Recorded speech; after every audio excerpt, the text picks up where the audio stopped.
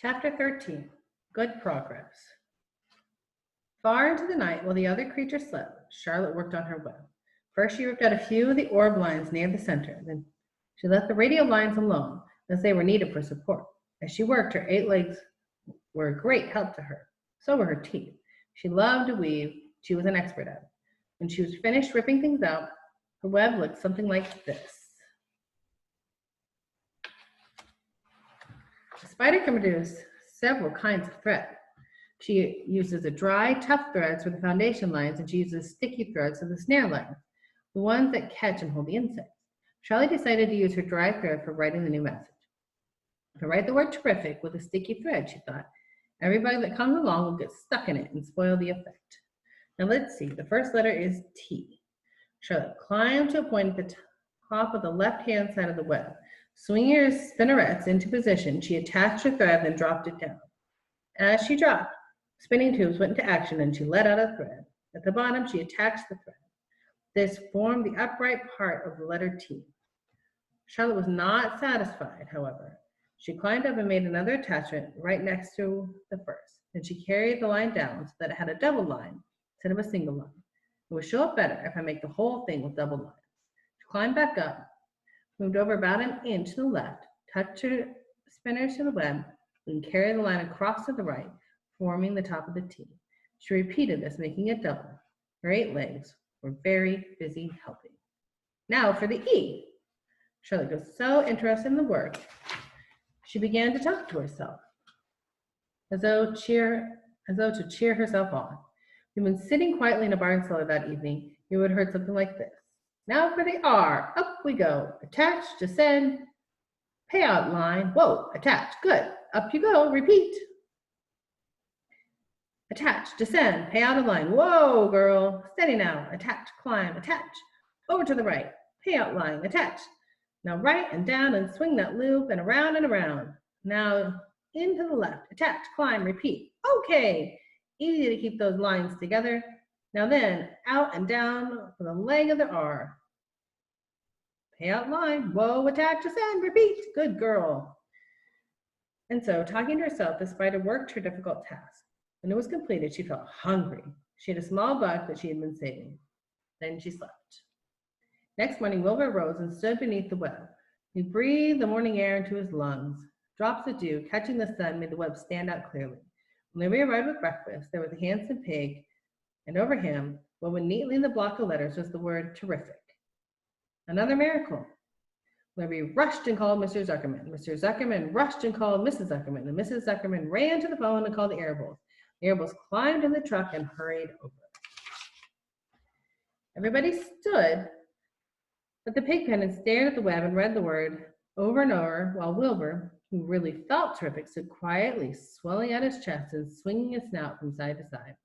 Terrific, breathed the Zuckermans in a joyful admiration. Edith, better phone the reporter on the Weekly Chronicle and tell him what has happened.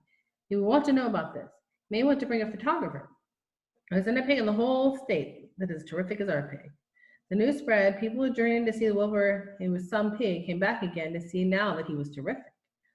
That afternoon, Mr. Zuckerman to milk the cows and clean up the tie-ups, he was still thinking about the wondrous pig he owned. Larby, he called. There has to be no more cow manure thrown down into that pig pen. I have a terrific pig. I want that pig to have a clean, bright straw every day for his bedding. Understand? Yes, sir, said Larby. Furthermore, said Mr. Zuckerman, I want you to start building a crate for Wilbur. I've decided to take the pig to the county fair on September 6th. Make the crate large enough and paint it green with gold letters. What will the letters say? They should say, Zuckerman's famous pig. Larry picked up a pitchfork and walked away to get some clean straw. Having such an important pig was going to mean plenty of extra work. He could see that. Below the apple orchard at the end of the path was a dump where Mr. Zuckerman threw all sorts of trash and stuff that nobody wanted anymore. Here, in a small clearing hidden by young alders to the wild raspberry bushes and astonishing piles of old bottles and empty tin cans and dirty rags and bits of metal and broken bottles and broken hinges and broken springs and dead batteries and last month's magazines and old discarded dish mops and tattered overalls and rusty spikes and leaky pails and forgotten stoppers and useless junk of all kinds, including the wrong-sized crank for a broken ice cream freezer. Templeton knew the dump and liked it. There was a good hiding places there. excellent cover for a rat. There were usually a tin can of food still clinging to the inside. Templeton was down there now, rummaging around. When he returned to the barn, he carried in his mouth advertisement he'd torn from the crumpled magazine. How's this, he asked, showing the ad to Charlotte.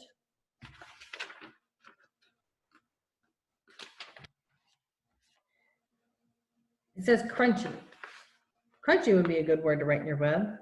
Just the wrong idea, replied Charlotte. Couldn't be worse. We don't want the Zuckermans to think Wilbur is crunchy. You might start thinking about crisp, crunchy bacon and tasty ham. That would put ideas into his head. We must advertise Wilbur's noble qualities, not his tastiness. Go get another word, please, Templeton. The rat looked disgusted. But he sneaked away and dumped and went away back with a strip of cotton cloth. How's this, he asked. Label off an old shirt. Charlotte examined the label. It said pre-shrunk. I'm sorry, Templeton, she said. Pre-shrunk is out of the question. When's that coming to think Wilbur is nicely filled out? Not all shrunk up. I'll have to ask you to try again. What do you think I am? A messenger boy? Grumbled the rat. I'm going to spend all my time chasing down the dump after advertised material. Just once more, please, said Charlotte. Tell you what I'll do, said Templeton. I know where there's a package of soap flakes in the woodshed that has a writing on it. I'll bring you a piece of the package. Climbed to the rope that hung on the wall and disappeared in the hole in the ceiling. Came back, he had a strip of blue and white cardboard in his teeth. There, he said triumphantly. How's that? Charlotte read the word with a new radiant action. What does it mean? Said Charlotte, who had never used soap flakes in her life. How should I know? Said Templeton. You asked for words and I brought them. I suppose the next thing you want is me to fetch a dictionary. Together they studied the soap ad. With new radiant action, repeated Charlotte slowly. Wilbur, she called.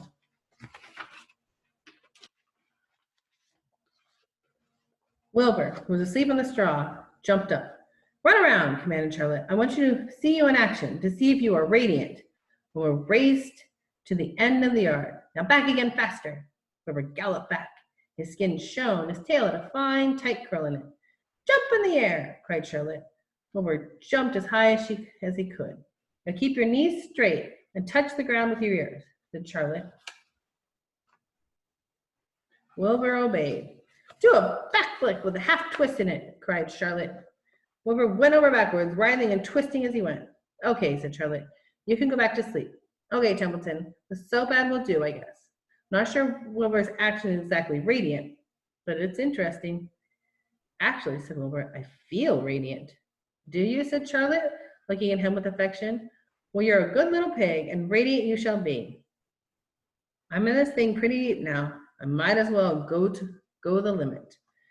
Tired from his romp, Wilbur lay down in the clean straw, closed his eye.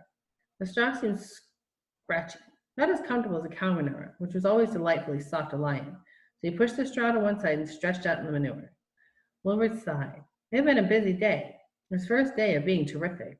Dozens of people had visited his yard during the afternoon, and he had to stand and pose, looking terrific as he could. Now he was tired. Fern had arrived and seated herself quietly on the stool in the corner. Tell me a story, Charlotte, said Wilbur as he lay waiting for sleep to come. Tell me a story. So Charlotte, although she too was tired, did what Wilbur wanted. Once upon a time, she began, I had a beautiful cousin who managed to build her web across a small stream. One day, a tiny fish leaped into the air and got tangled in the web. The cousin was very much surprised, of course. The fish was thrashing wildly. My cousin hardly dared tackle it. But she did. She swooped down and threw a great mess of wrapping material around the fish and fought bravely to capture it. Did she succeed? Asked Wilbur. It was a never-to-be-forgotten battle, said Charlotte. There was the fish, caught only by one fin, and its tail wildly thrashing and shining in the sun. There was the web, sagging dangerously under the weight of the fish. How much did the fish weigh? Asked Wilbur eagerly.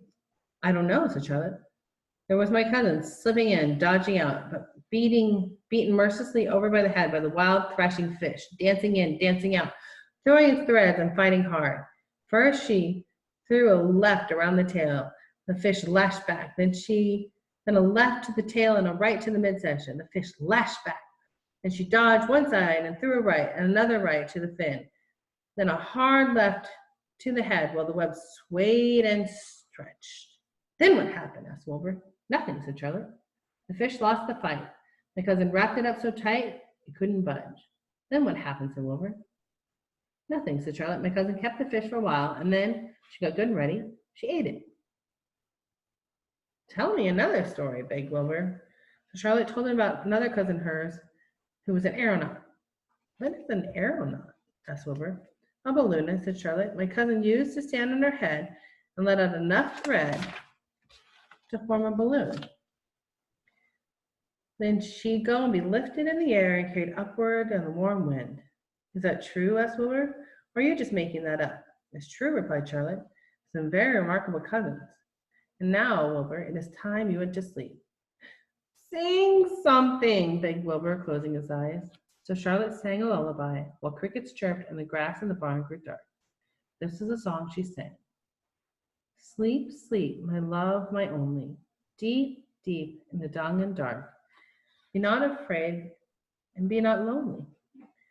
For this is the hour when frogs and thrushes praise the world from the woods and the rushes. Rest from care, my one and only, deep in the dung and the dark. But Wilbur was already asleep. The song ended. Fern got up and went home.